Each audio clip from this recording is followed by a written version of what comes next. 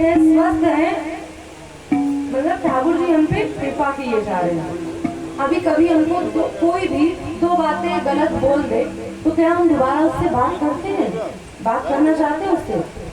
कहते कि दोबारा हमारे पास आना ना, दोबारा हमसे बात करना मत। एक बार वो उसने हमें मतलब कि गलती से भी अगर कुछ गलत बोल दिया तो हम उससे बात नहीं करना चाहते, उससे मिलना नहीं चाहते।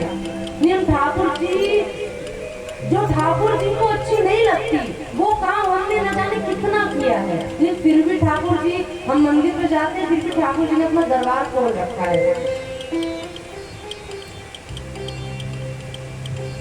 ये जो पद था बिंदु जी महाराज का था, एक पद बिंदु जी ने और गाया है, न तो रूप है न तो रंग है, ना गुणों की कोई भी खान है, फिर श्याम कैसे शरण मिले, इसी सोच में मेरे प्राण है, न तो रूप है न तो रंग है। ठाकुर जी, मैं ऐसा क्या करूं कि जिससे आप रीझ जाओ? ना तो रूप है ना तो रंग है, ना गुणों की कोई भी खान है, ना तो मेरे अंदर रूप ही है कि जिससे मैं आपको रिझा सकूं, ना तो रंग है ना गुणों की कोई खान है, मुझ में ऐसा कोई गुण भी नहीं है कि जिससे मैं आपको रिझा सकूं। फिर श्याम कैसे शरण मिले, इसी सोच में मेरे प्राण है। मैं कहते भक्त, जो भक्त जन है, रसिक जन, उनके पद यदि आप पढ़ोगे ना तो शायद आपकी जिंदगी बदल जाएगी। श्री बिंदु जी महाराज कहते हैं कि ठाकुर जी हम ऐसा कोई भी काम नहीं करते जो आपको पसंद है। नफरत है जिनसे तुम्हें सदा, उन्हीं गुणों में मैं हूँ बना। नफरत है जिनसे तुम्हें सदा, उन्हीं गुणों में मैं हूँ बना।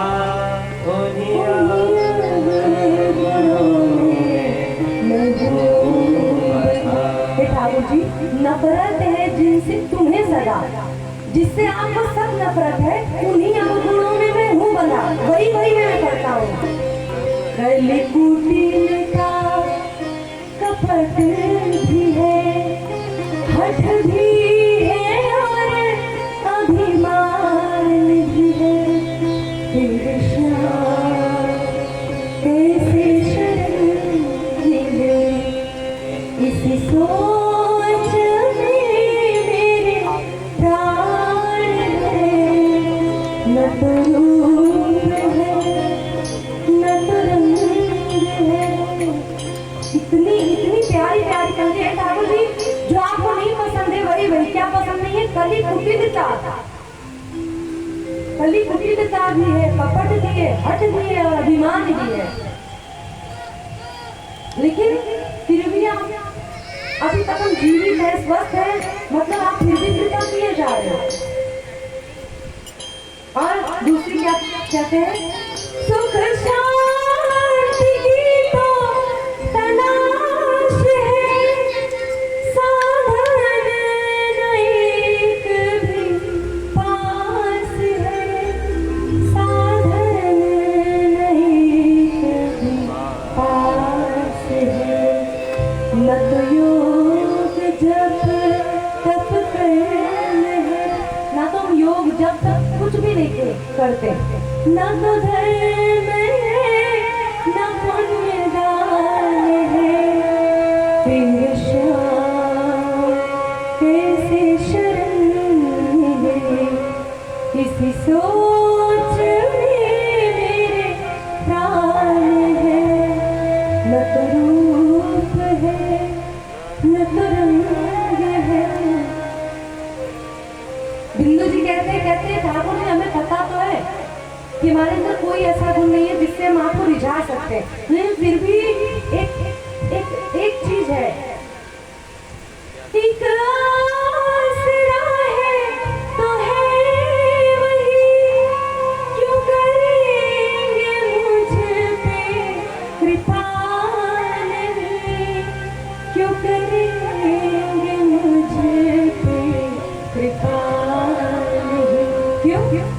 एक दीन था कहूँ बिंदु में। बिंदु जी क्या कहते हैं, क्या है मेरे अंदर? एक चीज है, एक दीन था कहूँ बिंदु में, वो कृपालु के निधान है।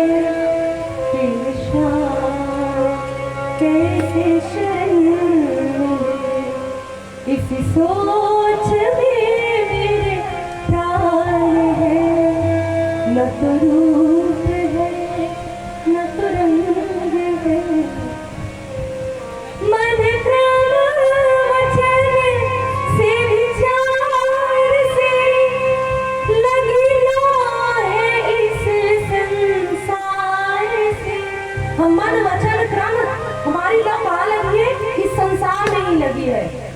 हम कितने अवगुणी है, बिंदु जी महाराज कह रहे ठाकुर जी, मन क्रम वचन से विचार से लगी है इस संसार से, लगी है इस संसार से। पर स्वप्न में भी भूल गए, पर स्वप्न में भी भूल कर उनका ना कुछ भी ध्यान है। फिर श्याम कैसे शरण मिले, इस सोच में मेरे प्राण है। न तो रूप है न तो रंग है, न तो रूप है न तो रंग है, न तो रूप है न तो रंग है।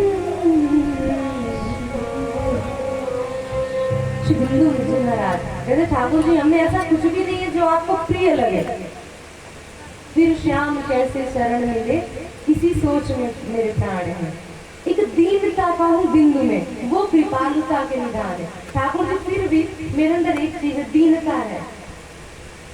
मुझे पता है कि मैं दुष्ट हूँ, कामी हूँ, लोभी हूँ, सब कुछ हूँ, लेकिन आप तो कृपालु है। आप तो कृपालु हो ना, आपने तो उस पूतना पे भी कृपा की जो आपको मारने आए। तो भाई हमने भी नेक दया दिखा दीजिए ठाकुर जी। तो ठाकुर जी बहुत दयालु है। एक बार ठाकुर जी कितने दयालु हैं, एक छोटी सी कथा है। एक श्री जगन्नाथपुरी में, जगन्नाथ धाम में, उस दिन मैंने बताया था ठाकुर जी कैसे वहाँ पे स्नान करते हैं। ठाकुर जी साल में एक बार स्नान करते हैं श्री जगन्नाथ जी। बाकी दिन कैसे स्नान करते हैं, उनके समक्ष चांदी का शीशा रख दिया जाता है, और जैसे ही श्री जगन्नाथ जी का प्रतिबिंब उस पर पड़ेगा तो उसी में जल डाल दिया जाता है कि हो गया ठाकुर जी स्नान। उन्हीं के ठाकुर जी के प्रतिबिंब को स्नान करा दिया जाता है। क्यों? क्योंकि भाई ठाकुर जी के जितने स्वरूप है वहाँ पे ठाकुर जी की लल्य भाव से सेवा की जाती है। एक लाला मान करके सेवा की जाती है कि सर्दी न लग जाए। तो जगन्नाथपुरी में सारे पंडा पुजारी ऐसा करते थे।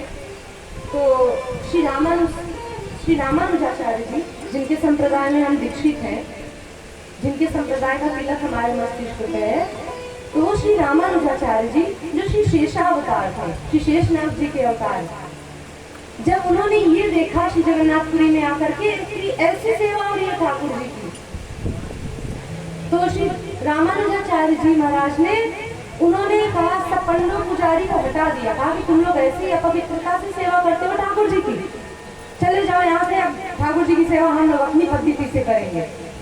और श्री रामानुजाचार्य जी ने सबको हटा दिया, पंडा पुजारियों को,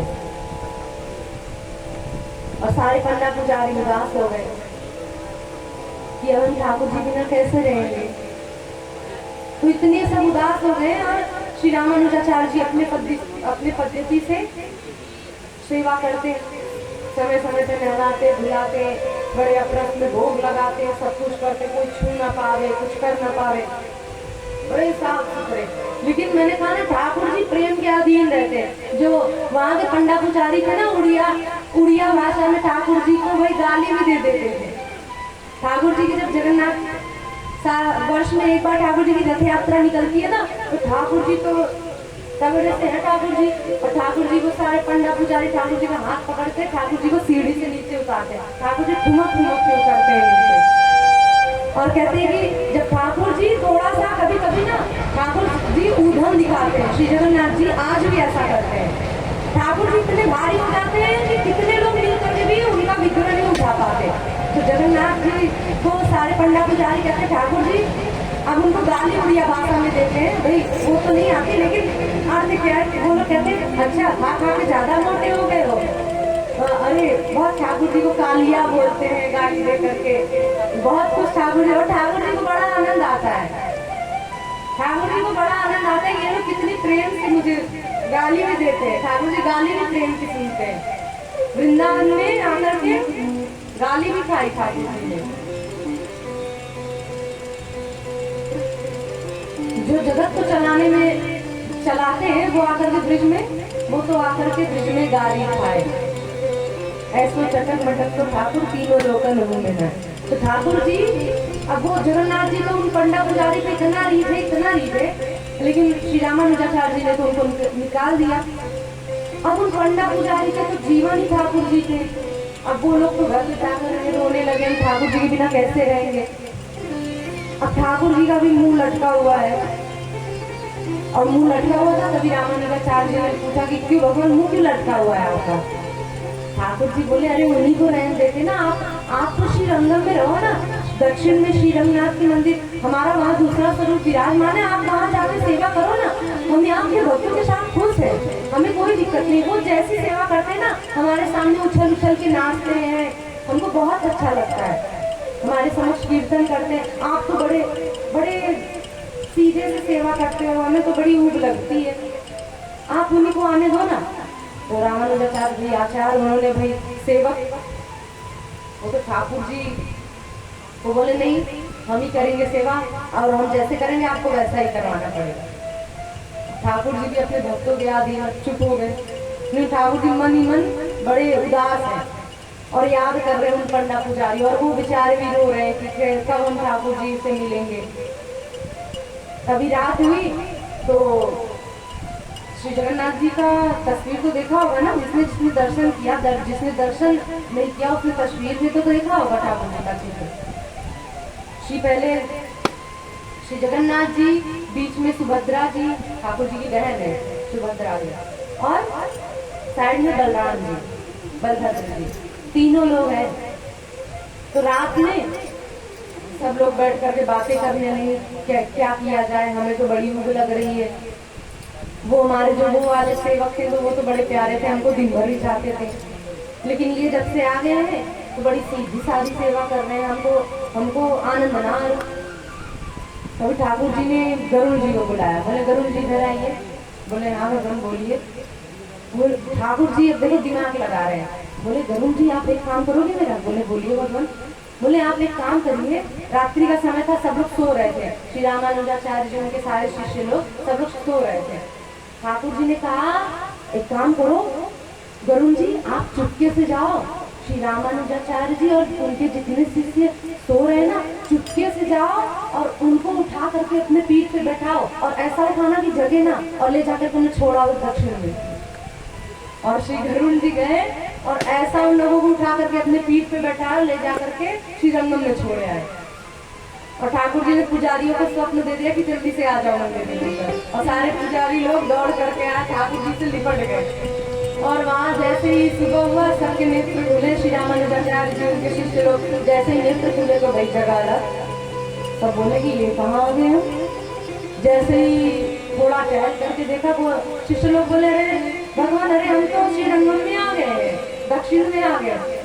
जैसे ही रामानुजाचार्य जी ने देखा, बोले उनके तो नेत्र सजल हो गए। बोले ठाकुर जी, उन्होंने ठाकुर जी को प्रणाम किया। बोले भगवान आपकी लीला तो आप ही जानो, आप अपने भक्तों के लिए क्या क्या कर सकते हो वो किसी को नहीं पता। ठाकुर जी बड़े बड़े कृपालु हैं, वो अपने भक्तों से बहुत प्रेम करते हैं। तो ऐसा स्वभाव है ठाकुर जी का। और ठाकुर जी ने ऐसी कृपा की फूटना कर। और फिर उसके पश्चात ठाकुर जी ने, अब ठाकुर जी तो भाई 3 महीने के हो गए, और 3 महीने के ठाकुर जी कैसे? गदमदरे से ठाकुर जी, गदमदरों से है गए ठाकुर जी। गदमदरों कौन?